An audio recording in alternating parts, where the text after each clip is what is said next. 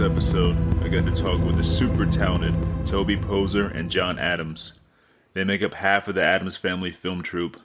You may know their work from the killer Shudder original Hellbender or some of their other films, The Deeper You Dig and Knuckle Jack. I had a great time talking with these two amazing humans, and I hope you enjoy. And when you get done with this one, make sure you check out my fellow horsemen of the podcast Apocalypse, Everything Went Black podcast, Into the Necrosphere, the Necromaniacs podcast, Iblis Manifestations, and the Soul Knocks podcast. Thanks so much, and hope you enjoy. Well, we're excited. This is fun, always. Hell yeah. Well, yeah, I really appreciate y'all being on the podcast. I noticed that, I didn't notice, I listened to y'all's podcast with my good friend Mike Hill, and I was like, fuck yeah. Oh. I got y'all. Yeah, He's I know you. terrific. You talk to him a lot. He is so cool. Yeah, Mike is the best.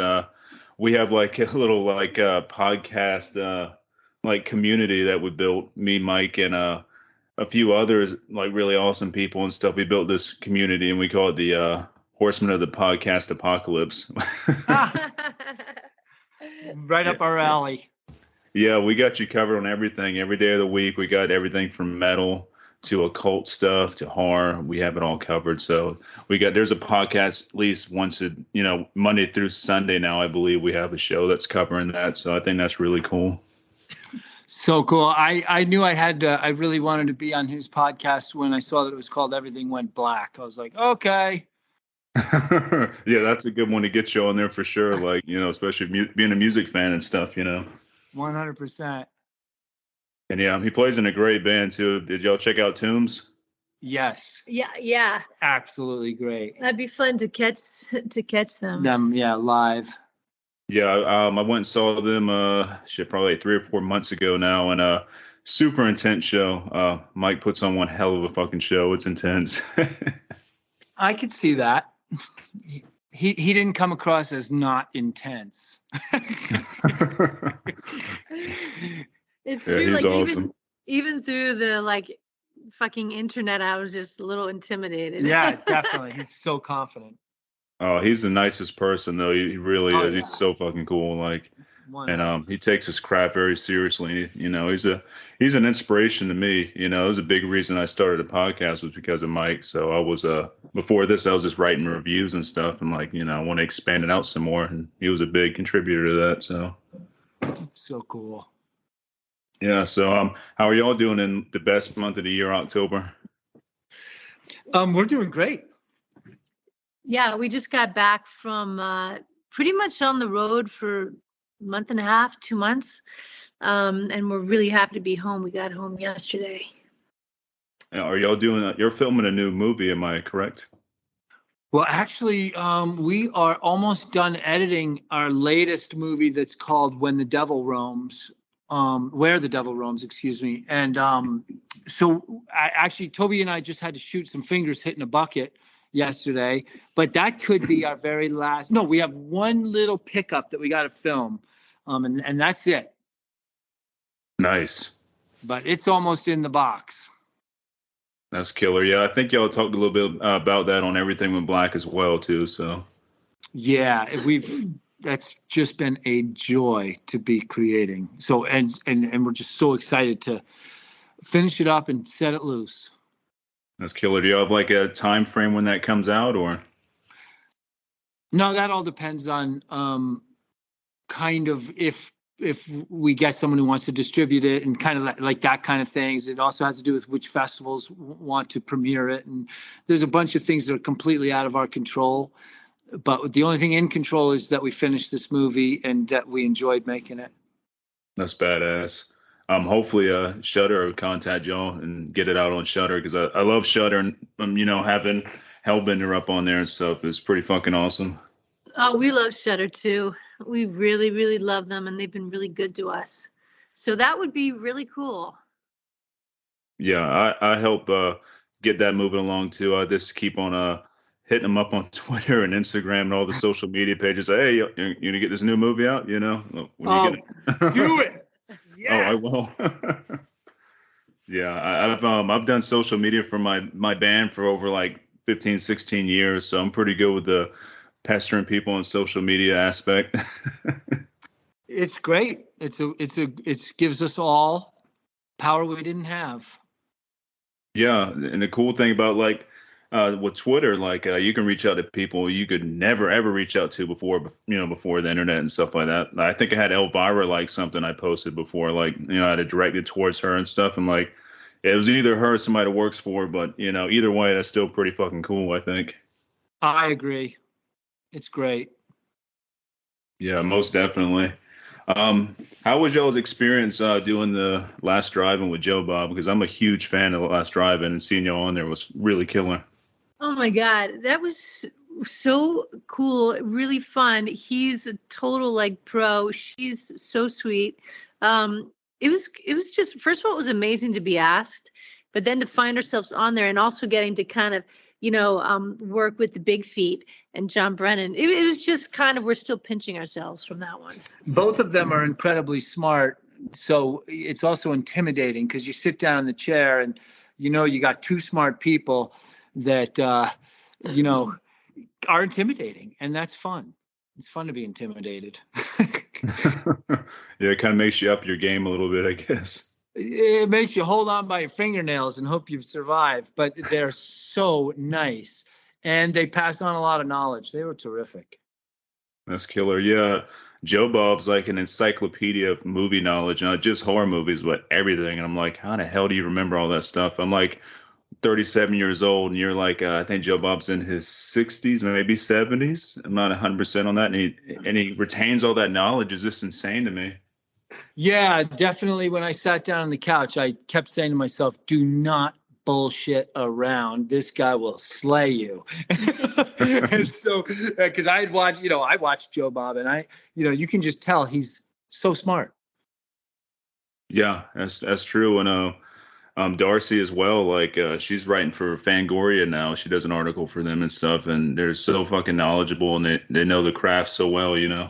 Well, she's wildly smart, and she plays a different character on the show, and she's also quite intimidating because she's wildly smart. She has a vast knowledge. So both of them, much respect, and it was so generous of them to let us sit on their couch. How long was the whole experience? I know, they tape it for how many hours and stuff because it's not live like they say it's live, it's just part of the whole thing. But how long was the whole experience of being on there? It was a pretty well slicked machine. I mean, I feel like we were in there and out of there within a couple hours. Hmm. And some of that was just waiting for the other, the previous segments to finish. So it was fast. You go on and there was no like retaping. It was like, let's do this. And you just kept moving forward. It was really fast. Wow, that's crazy. So it was almost like one take pretty much. Absolutely. Oh, it was only one take. Yeah. Wow, that's crazy. Just to know all the stuff that goes down with that show and, how everything does this and that. Just to know it's only one take is pretty impressive. Yeah, both him and Darcy know what they want to do, and yeah, that was all.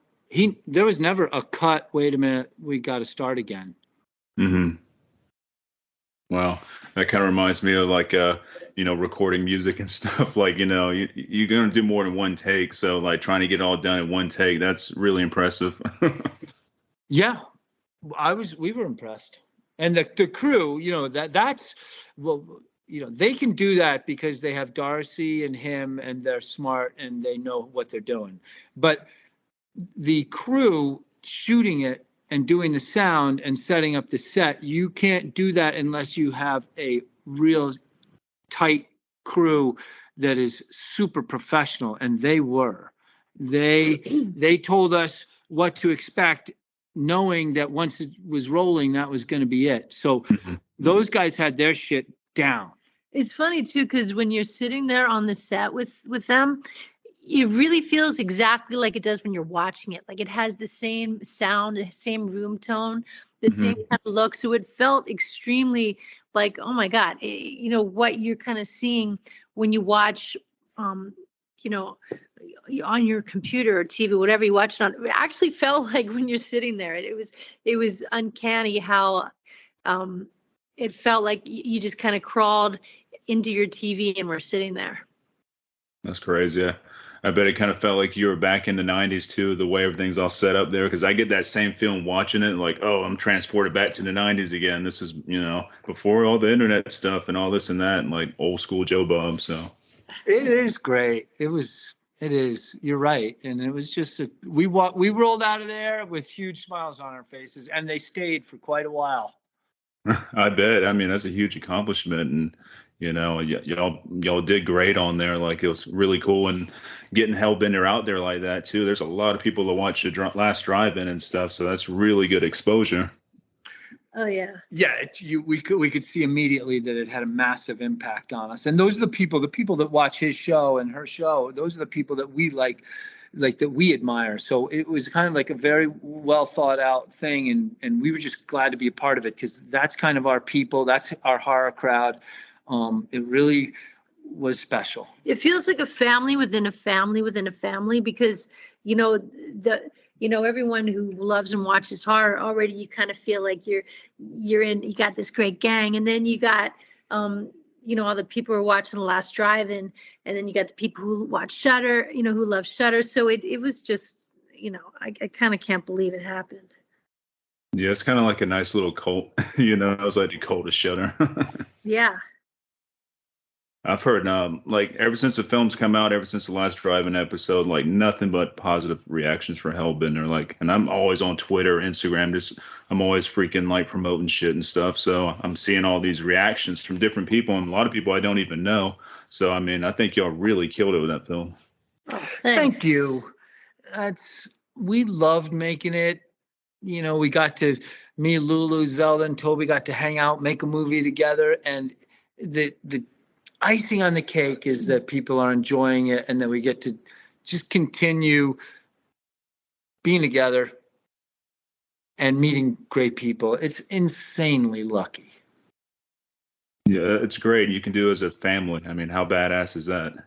Oh yeah, I was laughing this morning because we just got home yesterday after being away almost 2 months, and there's still all the ingredients to make fake blood on our kitchen counter, and it just never leaves because there's always an opportunity that we're going to use it. And the first thing we had to do was find a hand, because we needed to cut off some fingers. We rolled in after 2 months away, and I knew I needed this pickup shot. I'm like, Toby, where are the fingers? I don't know where the fingers are. Well, we got a hand, because I need some fingers, and I need them now because the sun's setting.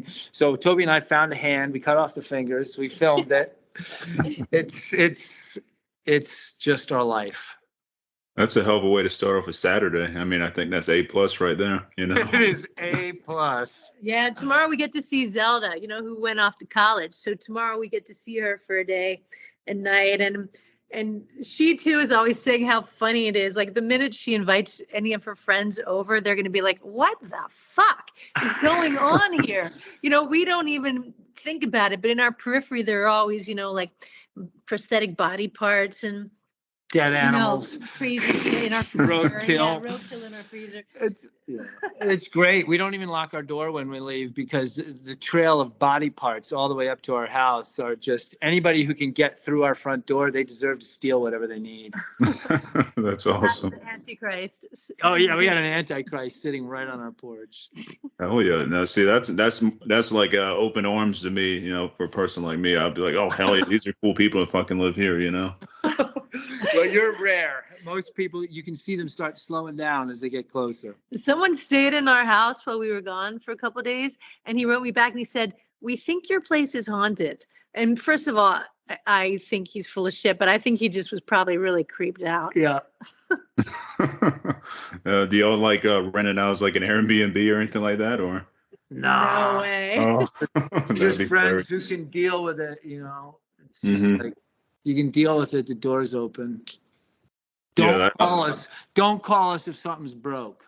And expect it to be broke. Right. Expect everything to be broke. Don't call us. Have fun. That's a good way of looking at it. I'm the same way with people. If they can't get through my front door, I live in a townhouse, but we still make it ours. You know what I mean? I have this gargoyle plaque that sits on the front of our door that says unwelcome. So, it keeps away like most of the church folk from knocking on my door on Saturdays. Most of them, some of them get a little bit brave and still knock on it and stuff. And, once you walk inside, there's a poster from a band called Cryptopsy, a heavy metal band. It's a picture of Mary with Jesus' head on a plate, and that's a giant ass poster sitting behind her couch. Oh my God. Send it. What's that? Send it.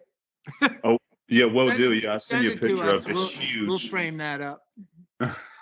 It's great. Like when maintenance comes in over here and stuff to do stuff, like he's wearing his cross chain and stuff and holding on to it dearly when he steps in our living room. So it's cool.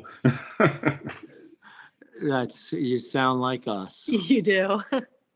Yeah, me and my wife are total like blasphemy horror people and stuff. Like our whole house is decorated in blasphemy and awesomeness and cats, and it's the best.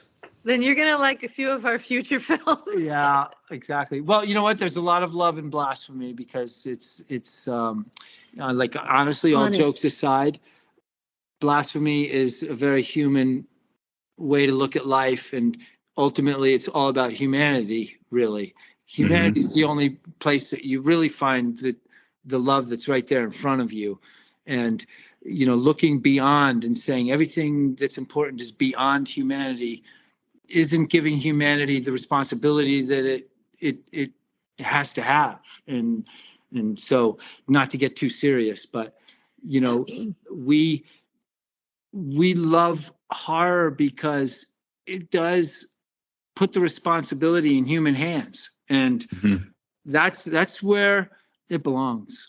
But I gotta hand it to religious like iconography and the Bible talk about great horror. Yeah, I mean, right. it's kind of they knew how to make movies. How to write horror.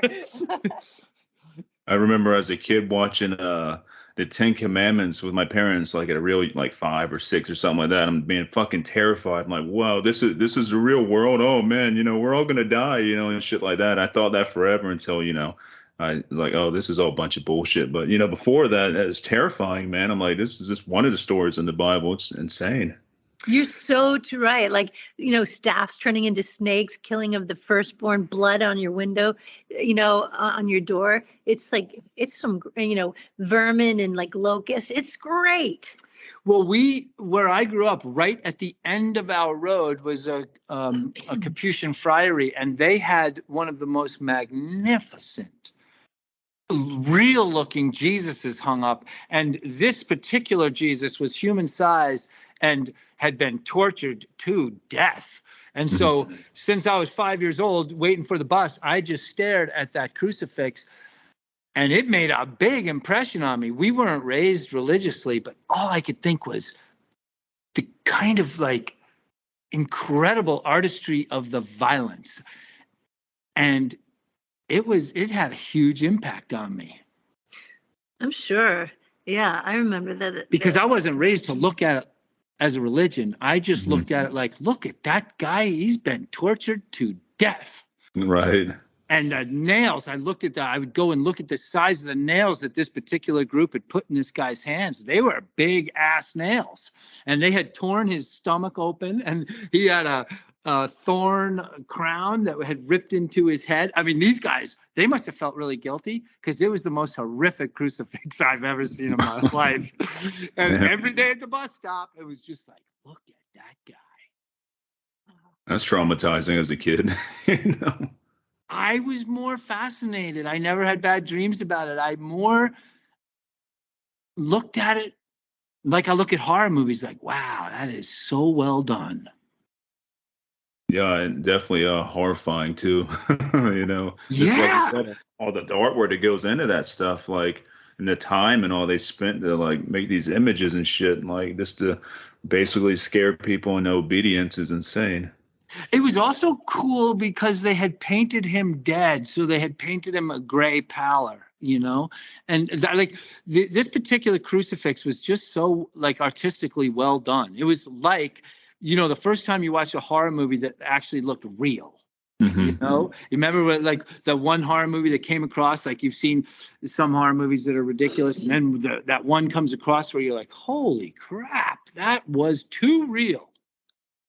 Right. That kind of reminds me of the Exorcist, Right. Yeah. That's exactly right. It was like looking at The Exorcist every day at the bus stop. Oh, go ahead. Sorry. Yeah, I grew up Jewish, and for me, something that had a big effect on me was, well, it's kind of back to the Moses story, but in Passover, when you're at these Seders, have you ever been to a Seder? I have not. No. You know, they tell the story of Moses and they tell the story about all the plagues, and it's just great drama and great horror. And you take your spoon and you like dip it in the wine, and then you put the wine on your plate. So there's like a little drop of blood every time you're like locusts, vermin, you know, killing of the firstborn. And it's just like, oh my God, this, and you're a little kid and you're doing this stuff. You don't know what's going on. But for me, I was just enamored of the horror and drama. Yikes, I bet. My parents, I guess that you would call them Southern Baptists, but they're not. My parents aren't religious or nothing. They sent me to vacation Bible school a couple times, and I thought that was really weird. I just remember drinking juice and eating crackers and shit, and like how boring that shit was. But I wasn't exposed to any of that, like hard religious stuff as a kid. The torment me in my adult years, I guess. Yeah, I wasn't either. What's that? I was until I was almost 13. Yeah, I think I became more of a heathen and stuff when I was like 13 or 14. I started realizing things didn't make sense, and I went into a very opposite direction. So yeah, that's what I consider myself. Where did you grow up? I've grown. I still live here, and I grew up here in South Carolina. Oh, cool. Yeah, we're in the heart of the Bible Belt. So pretty much you go every half a mile, there's a church. Yeah. Yeah, surrounded by churches. I mean, yeah, the architecture is cool and everything, but the people inside them, I'm not too big on. Actually, we were just in Europe, and one of the things that we were fascinated by was that all the old churches, that some of them were 1,000 years old, kind of the most care was taken in the gargoyles. And the exceptional imagination that was put into the artwork, again, was amazing storytelling. Because they would take like a woodchuck head and put it on a lion's body and have it have a crow's foot. Like the imagination that went into the gargoyles, we were just super fascinated by. We started taking pictures of them, so because they could really inform like either a medieval story that we want to do or even any kind of monster story, because just the imagination was so great. Yeah, I love gargoyles. Do y'all remember the original film, I think from the 70s, maybe late 60s, called Gargoyles? I think it was the 70s. You remember that one? I do remember it, yeah. Yeah, that one was I guess you would call it a traumatizing experiment. I mean, not experiment, but experience when I was a kid watching that one. I was afraid of gargoyles for years after that film. But they're creepy, man, but they're also fascinating, So fascinating. Well, they're great because they're sentinels. They sit and watch. And I think it's really like there's a nice kind of thought, a philosophical thought is, why is a monster guarding a sanctified place? Like that's just so great. That's how you can continue to make movies, by asking yourself those questions, and then you can answer them, like, okay, what do I want to make this gargoyle represent? Why is it guarding an apparent sanctified holy place? Why is a vicious monster doing that? It's really cool stuff. Point. Yeah. And why does it sit the highest on the church? Like the gargoyles, well, actually, no. In all of them, usually it was like Mary was on the top of a lot of the churches. But right up next to her were these gargoyles. She would always sit on a pedestal of gargoyles. It's great. Yeah, it's pretty metal, too, if you think about it. I mean, you're getting guarded by gargoyles. It's pretty badass. It's totally badass. I mean, that's the thing. These artists that were building these churches, they were great storytellers. They were great movie makers. They just needed a camera. They needed a Canon 5D back then. We would have had some fucking great movies. Oh, yeah, that's totally true. Like, they had a camera back then, the shit they could have gotten movie-wise, insane. Well, let's light that actor nail him to a cross and light him on fire. Yeah, we went to a torture museum Oh, yeah. in Bruges in Belgium, and it was just, and a lot of it was, religion based and torture, and it was just formidable. Their creativity in torture was undeniable. Yeah, they were masters. Did y'all see the old Iron Maidens and stuff like Yes. that? Yeah. Yeah, Well, the worst one was an iron bull. that was my favorite. Yeah, tell about that one. That was like an iron bull that they put people inside of, closed it up, and then lit a fire under it. Oh man. Imagine that. And it was So a it would beautiful take a while bull. because it was very thick metal. Yeah. So it's like you'd start to feel like, it's like the back of the stove on Toasty. simmer. And then in 20 minutes it sounds super freaking hot. And what's amazing about it is you can't die of smoke inhalation. You have to be fried to death. Oh God. Yeah, these guys, they were really thinking hard. I saw the worst one for me was that other torture chamber, that other torture, With the spikes. the one spike. Oh yeah. Oh God. Oh boy. What was that one called? Do you remember what it was called? I don't. They would tie the people up. I don't even know whether I would even want to say it because it's so dark, but I didn't invent it. I didn't do it. Oh, it was terrible. I don't even want to say it. Yeah, we should come up with the name of it and people can look it up. Toby's going to look up the name of it so I don't have to describe it. It's the worst torture ever. Yeah, they came up with some fucked up shit back in the day, like real fucked up. Like a lot of time and effort was put into torturing people and killing them. Yeah, and it was interesting to look at all the tapestries and all the paintings from back then of all the people torturing the victims. Once again, they were really well done, and like the emotions painted on the faces were exceptional. And I always noticed that they were great at painting the pain of the person being tortured, and they were always very careful to paint the happiness of the torturers. Didn't you notice that? They always They always look so kind of happy or nonchalant, but generally kind of smiling, which they wouldn't have painted that if that wasn't, in fact, kind of the going rate, I mean, which is pretty dark, too. That's where the money was at, I guess so. But yeah, torture devices and all that stuff. But the Marquise de Sade and all that stuff, like that's some brutal shit. Absolutely. Yeah, most definitely. So with the gargoyle stuff inspiring y'all for an upcoming film, I think that would be really cool. We need more like horror films with gargoyles in it, I think. Well, you're hitting the nail on the head because when we spent time there, we were so inspired by all the medieval castles and churches and yeah, like we're talking about iconography. So I think we've got a medieval film up our sleeve that we're going to shoot with Lulu, our older girl who played Amber in Hellbender. She'll probably be going to grad school in Europe. So we've got that in our sights. Yeah, we're really hoping to do a fun story like basically, actually, we're going to call it a witch story, to show the evolution of a witch. Somebody.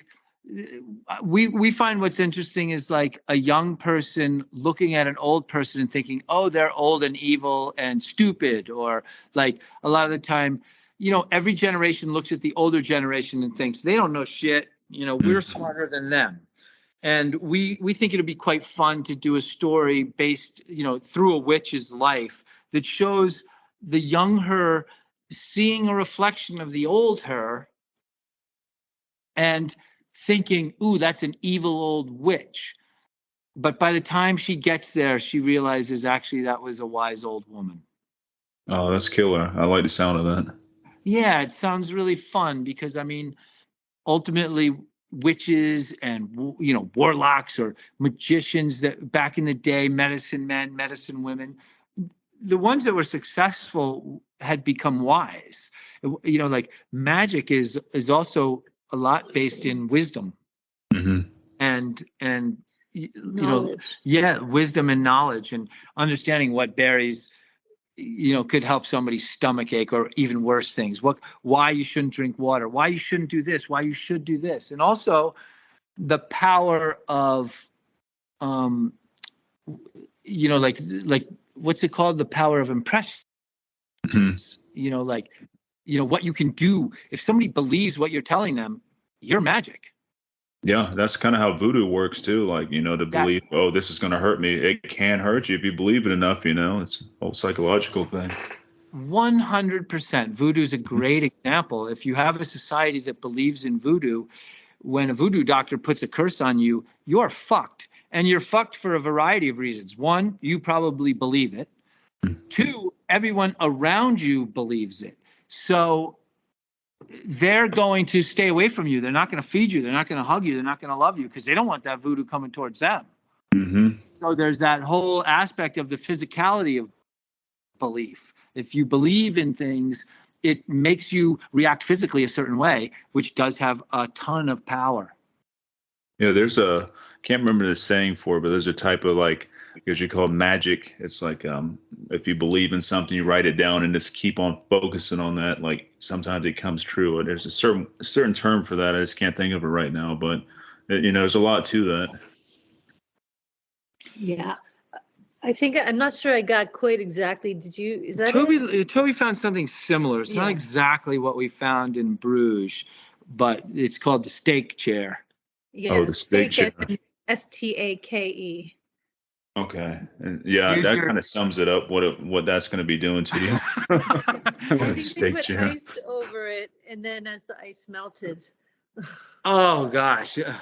Oh yeah. Anyway, we've covered that ground. Let's move on. Yeah. All right. So everybody listening, let's look up the stake chair and for yourselves. Imagine that. No. But yeah, like we're saying with the the magic stuff, believing in something hard enough, your mind, your body work together because that's what they're supposed to do. And you believe in something hard enough, it can affect your body and everything else around it. Yeah, absolutely. That's power and that's magic. Oh, yeah, intention. Yeah, I've swore it's happened to me before with a few things I wanted and stuff. And this that was all I ever thought about was this and this and that's everyday same thing. And I'd be damned, certain things happen and stuff, and boom, some things happen that I was wanting to happen and it did. So who knows? It could have been coincidence. It could have been that. Well, yeah, no, there's two sides of the coin of thinking. One's positive and one's negative, and they're both equally as effective. Most definitely. So with Hellbender and stuff, I want to go back to the music aspect of Hellbender. A big thing with me when it comes to a killer film is a good soundtrack. Like it can make or break a film for me. And with Hellbender, I fucking love the music and stuff. And it's all y'all doing the music. It's all original and it fits everything so well. And it is, I don't know, this elevates everything. Because John is so humble. I'm just gonna say John, is an insane writer. I mean, I don't know. If you had a penny for every song you've written since you've been alive, you'd be really wealthy. I'd have 10 cents. It's not true. He's so, and it's interesting to see how his music evolves. And so we had a joy writing the soundtrack for Hellbender, and it was important because it is a dark story.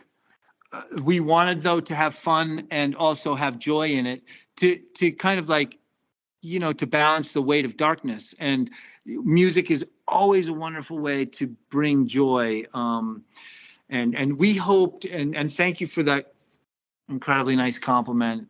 We hoped that people would enjoy the soundtrack. Like we enjoyed making it together. And so it really means a lot that people enjoyed it. And so thank you. And y'all did a recent vinyl release of that, right? Yeah, we did through Ship to Shore Phonoco. They put one out, and that's pretty cool. It was really cool. It was getting put out on vinyl. I mean, come on, that was awesome, and it's got a black and white swirl on it. Even better. Yeah, it looks real. It looks doomy and stuff. Kind of doom, almost black metal-y looking and stuff from the vinyl. It looks really cool. And vinyl is like the ultimate collector's thing. You can hang it on the wall and you listen to it when you want to. It's like a piece of art. Yeah, and it's physical. It doesn't ever go away. I mean, I could never. I scratched all my albums, real fast because I'm a terrible because I'm a slob. Because you're a caveman. Yeah, I'm a caveman hair, with hairy eyeballs. But anyway, yeah, and it's also really nice that people support us. What happens when people buy our albums and people buy our DVDs is it does. We love working as a family, and it does keep us going. Like that positivity is better than money for us because it says, hey, you guys keep making movies. You have people out there that are enjoying it and your music. And so it's like, it's really fuel to the fire. So thank you for buying stuff out there. Yeah, that's positive motivation right there. Get people buying stuff and liking stuff and sharing stuff. It just kind of just adds fuel to the fire and keep making more stuff. It does. And it keeps the fun. Like, this is our life. We love hanging out together because it's fun. And that meeting people like you and talking with people like you, keep it fun. This is good, a good life. Yeah, I agree with that. Meeting like-minded people like y'all, like Mike, and there's a bunch of other people I've met over the years and stuff that deal with horror and like music and stuff. It's pretty amazing, and it's a nice close knit bunch of people and stuff. We're all like brothers and sisters pretty much. And the horror crowd is like, it's so funny how intellectual and how film savvy they are. And it's not just horror films that they're savvy about. That's the one thing that we have enjoyed so much is like what we learn from the audience or critics or podcasters or everybody. They're all so savvy. Oh yeah, there's a lot of horror folks out there who know their stuff, and they know it well. Yeah, I mean, I'm always saying I kind of love the irony of people who are comfortable with like viscera and guts and blood and horrible situations are also like some of the most intelligent, warm, friendly, loving, cuddly, people you could ever meet. In fact, I think one intensifies the other. Yeah, we were just in Telluride for Telluride, Colorado for Telluride Horror Show, which is a festival that we really love, and the people there are just phenomenal. Well, at every festival, every horror festival you go to, it's just the people make it. The people make it, period. And there's nothing like talking to fellow people who share the same loves that you have. We feel really lucky.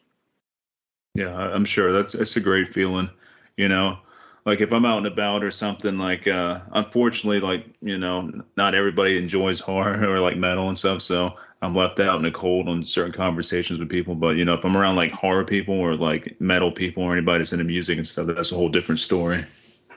Yeah. It's like our kind. It's our people, Well, what do you play? I'm a guitar player and I also a vocalist. The band I was in was Trip Into Mechanism. We were no longer active, but we were around for about 16 years. And we did crap, that's a long time. Shit, I was playing guitar and all with them when I was like 16 or 17, 37 now. And I think the band stopped doing stuff back when I was like 34, 35. And we did multiple U.S. tours. We put out a bunch of records and stuff. We got vinyls and all that. And, it was fun. It was a great experience, especially traveling and stuff like that. What was your favorite city to play? Oh, that's a hard one. I enjoyed, where was it at in North Carolina? I'm trying to think of a place. A place called Reggie's up in North Carolina. Chapel. It was in Wilmington, North Carolina, actually. Wilmington. I enjoyed that. I liked Denver a lot too. Denver was really cool. Yeah, we love Denver. Great people. Yeah. I mean, all the places we played and stuff, I think Denver and North Carolina were some of our favorites. We're down with that. We love both of those places. And where y'all located out of? Are you like south or north? I don't remember where y'all located at. Yeah, we're north in upstate New York in the Catskill Mountains. Okay, okay, cool. I can't remember. It was like that or Virginia for some reason. I was like, is it Virginia? I don't think it's Virginia. Yeah, no, we shoot a lot right where we live. And Hmm. and for Hellbender, we actually, since it was the pandemic, we actually traveled we traveled around a lot, and kind of shot all over the country. Yeah, and you got beautiful surroundings up there too. So like you got limitless places to shoot at, I would think. And it was empty. Yeah, that was the beauty of being able to travel then. Everything was kind of just, a ghost town.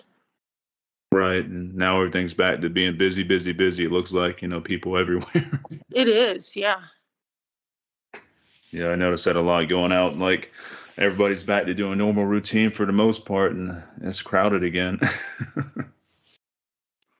I'm more of an introvert, so like the downtime was kind of nice not to deal with so many damn people. So We had no problem with it. It was unfortunate that everyone got sick. Unfortunate for the people that really got hurt. But Mhm. for us, the whole lockdown was exactly what we're like usually, alone. Yeah, yep, same with me and my wife, same thing. It was like, oh, we've been practicing this for years, we've been ready. Right. Yeah. Yeah, sucks people got sick and stuff. All that part was shit, but the just being alone and all that kind of stuff. Like I've been training for that for years. I'm good on that. At least we had podcasts and everything to keep us company. And then really the whole podcast stuff was going really strong during this time. Like a lot of new podcasts were made and more connections were made. So there's, some positive aspects of it. Yeah, we weren't used to using the computer for so much communication, but now we are. And you know what? It really is kind of wonderful. You can see somebody, you don't have to. You can just talk to them over the computer. You can get a lot of things done. You don't have to travel. A lot of things were learned that help us because, we would rather just sit up here in the mountains on our hill and get things done. But we also like to collaborate with people. So COVID definitely taught us how much files can be shared. Like we weren't quite as internet savvy as we are now, like the whole world. How much you can accomplish without going somewhere is really a great thing. But we also learned we can go somewhere too, which is kind of really cool because John and I we like to kind of hit the road when we can, and so it was cool to know that we can do a lot of business from the road. Like we just spent a month in Europe, and we had some of our biggest business meetings ever over there, and it inspired another movie. So this whole Zoom and online communication thing is actually pretty wonderful. Yeah, you can make so many like connections you never made before, like overseas connections from your fucking room, Yeah. That's really nice. So with Europe and stuff, you said you had you already talked a little bit about the film you're inspired for the Europe and everything, but like overall, was the trip really cool? Like did like Europe, and how was it? Europe's exceptional. The people were so wonderful. They seemed super relaxed. The food obviously is marvelous. We were more interested in, we were editing our movie Where the Devil Roams, so it was kind of like half work, half scouting in a way, and all vacation because we just love traveling. So anytime we're traveling, whether it's for work or not, it's basically a vacation. But we were super interested in hitting medieval castles and medieval towns because we are interested in doing a movie set in medieval times, and we just wanted to see, with our style of shooting, how hard that would be, whether we would need a lot of permits, whether there would be a lot of people. And we were happy to discover that a lot of these 1,000-year-old towns, castles, buildings are empty. Oh yeah, like we went to a friend of ours in a tiny little village in France, took us to see this place that was from I think the 1100s or Merovingian, and it was literally there were thousands of sarcophaguses. Sarcophagi. And these things were all made of, they were just stone coffins, and they were everywhere. Nobody was there but us. You could like crawl inside of them.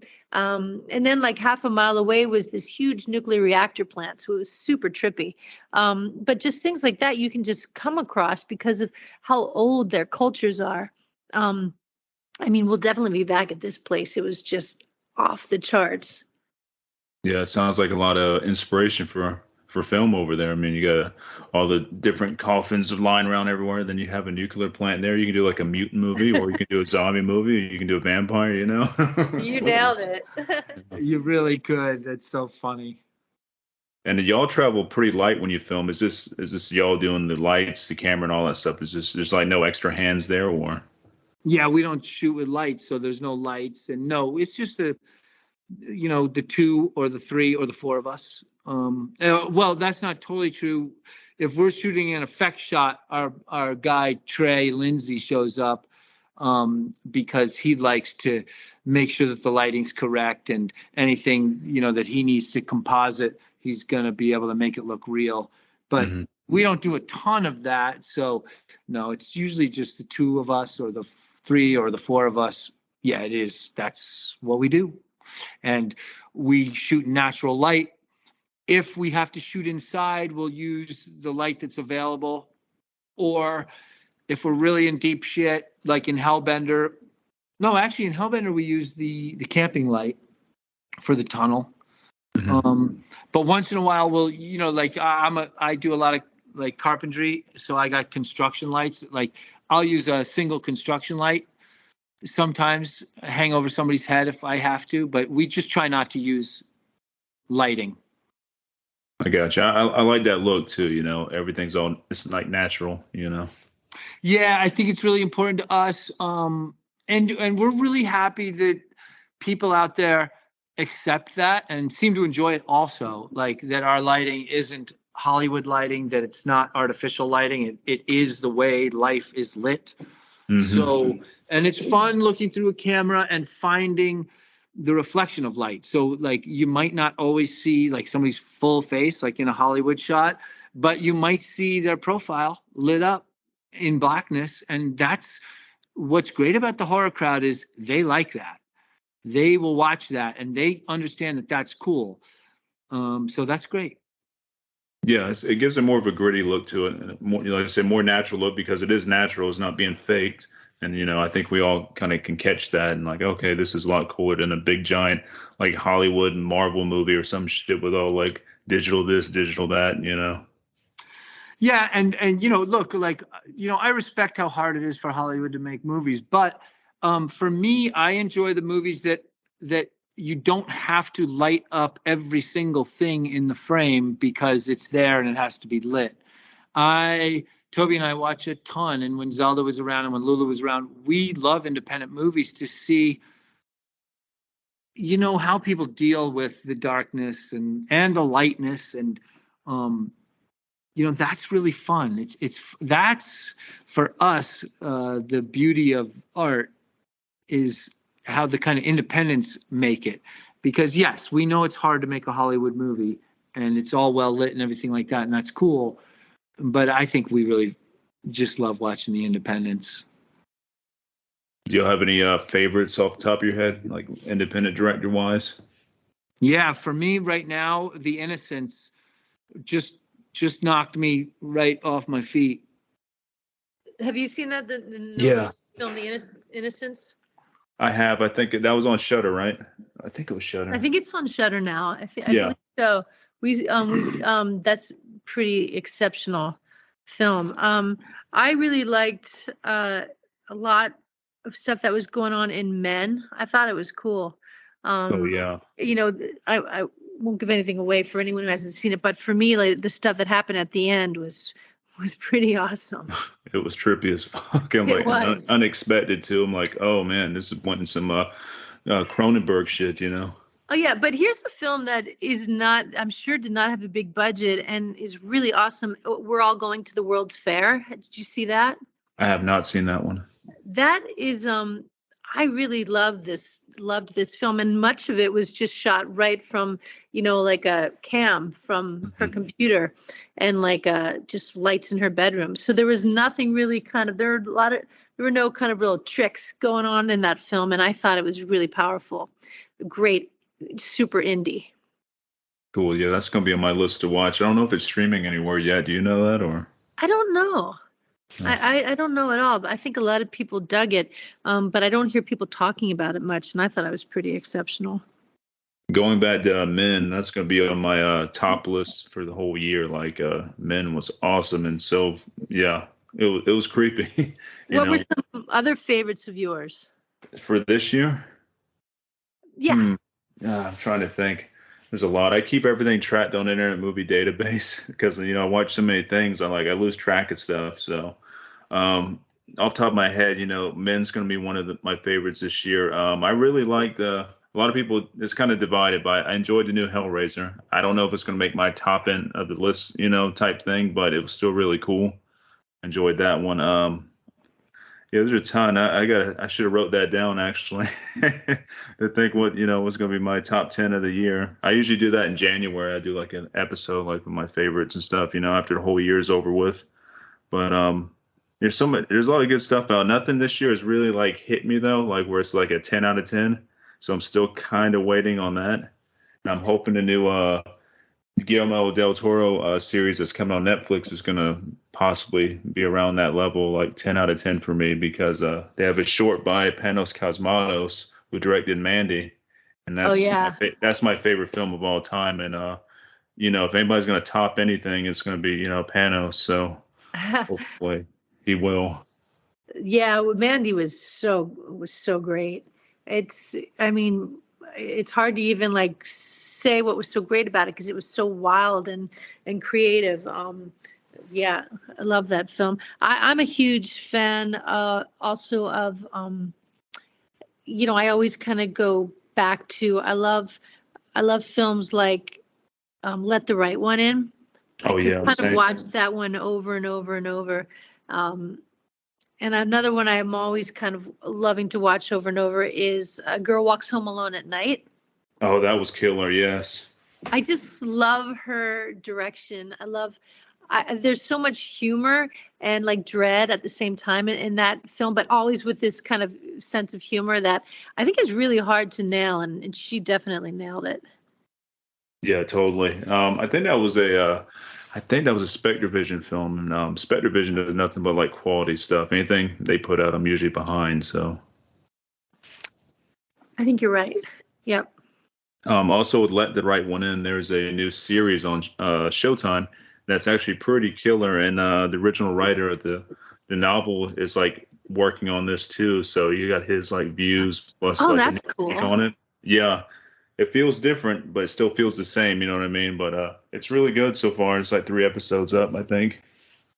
Oh, we don't have Showtime, but I would watch that in an instant. We just finished watching Dahmer on Netflix. Oh, yeah. Me and my wife just got done with that one, too. Yeah. Yeah, that one, I thought it was really well done. It was kind of like the thing where John and I like, God, we feel so bad that we're liking watching this. We felt the same way.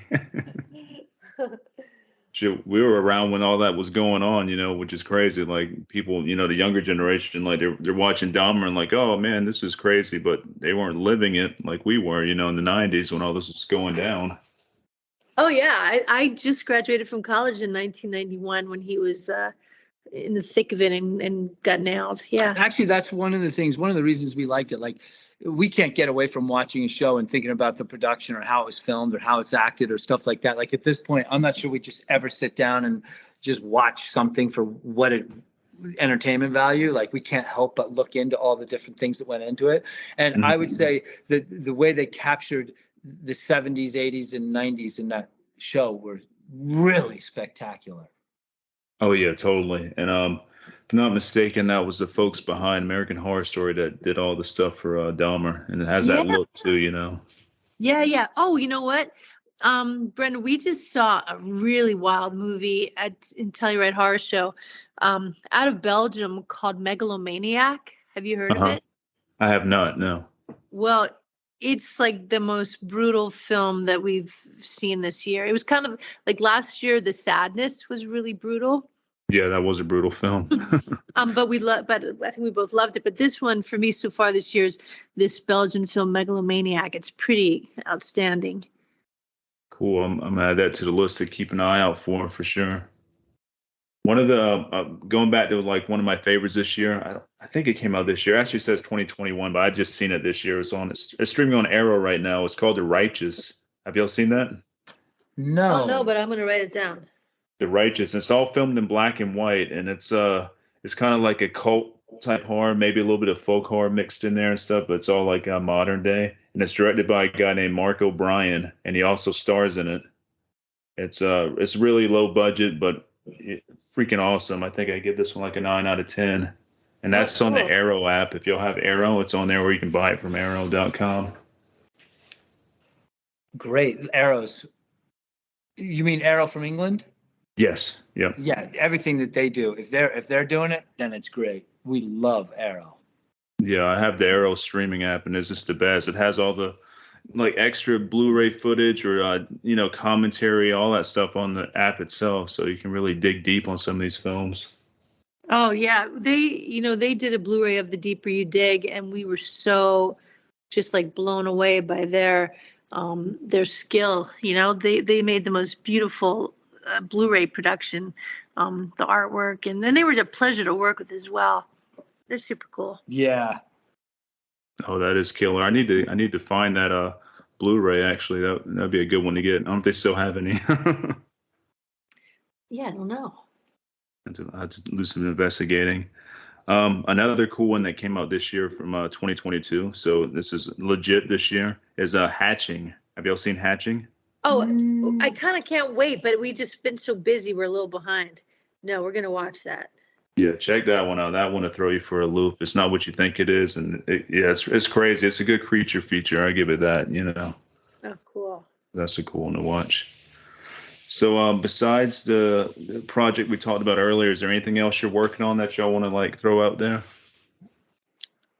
Well, like, I guess just that we're just so excited about Where the Devil Roams, because it's a movie about that basically is Bonnie and Clyde meets Frankenstein meets The Grapes of Wrath. It's got a ton of love, but it's got a ton of brutality to it. And we've just spent the year together doing it. Right now, it's the last movie that the unit of the family is doing together. So there's something kind of wild about that. I mean, we're talking about doing a medieval movie with Lulu over in Europe. Zelda's talking about shooting a movie with us in the summertime. But right now, it's kind of the trilogy. We did The Deeper You Dig, we did Hellbender, and now we did Where the Devil Roams. And they're all done with the same camera. They're all done with the same setup. They're all done with our same little unit. And I think that's what we're just really excited. Hopefully that we'll get to come back and talk with you about it.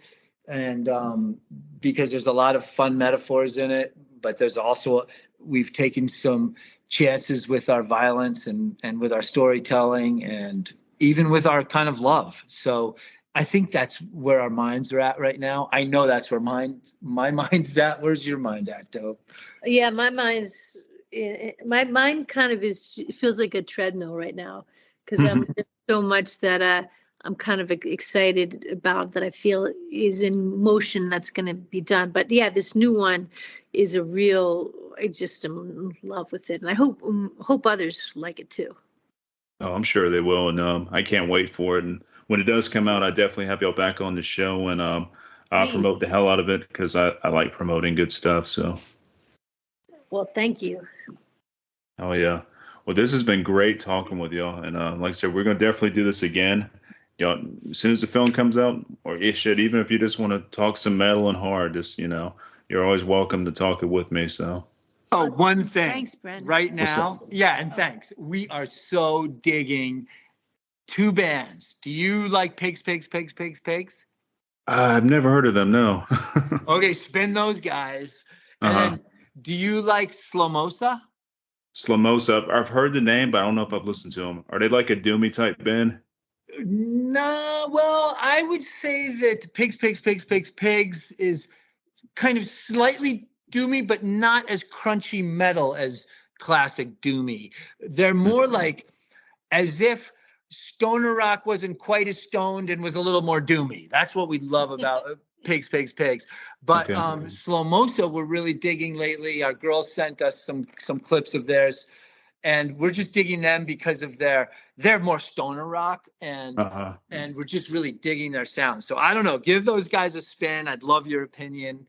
And we're always looking. The reason I throw this out there, anybody's listening to this podcast, if you know anything kind of like that, we're very inspired by that kind of sound for our possible medieval soundtrack. So we're totally wanting to be turned on by bands with similar vibes, and including with kick-ass girl bands like that too. So any advice you have for us, we're very wanting it. Oh, cool. I'm going to send y'all some stuff. I know some bands that can fit in that, what you just told me with the stoner rocky type feel, like, slight doom type vibe or whatever. I got some of those I can send you. Yeah. Please. We're totally wanting to get turned on by that stuff, that heavy shit. Yeah. So thank you. Oh, yeah. I got plenty of that to send your way. Oh, my God. We're going to love it because we're in the car a lot and we're constantly spinning tunes. So we just love a turn on. Everybody loves a turn on, but we do too. Hell yeah. Thank you for inviting us today. Oh, it's been killer. I was about to say, thank y'all for being on the show and stuff and being awesome people. And I love what y'all do. And, I'm 100% behind everything y'all do. So really killer. Well, let's meet in person whenever we're close. Hey, I'm down. Just hit me up. And if I'm around y'all's area, I will hit y'all up. So you'd better. Most certainly. We'll show you some northern hospitality. That would be badass. Me and my wife would definitely accept that. So that'd be fucking cool. Maybe we'll get to kill you. Yes. Yeah, I'm down. Yeah, I've been killed once in a movie already. I had my head explode in a trauma film. So. All right. Yeah. Never even seen the damn thing, but it's out there. Awesome. Well, thanks, Brandon. Hell yeah. Y'all take it easy and have a good rest of your weekend. You Peace. too. Take it easy. Later. Later.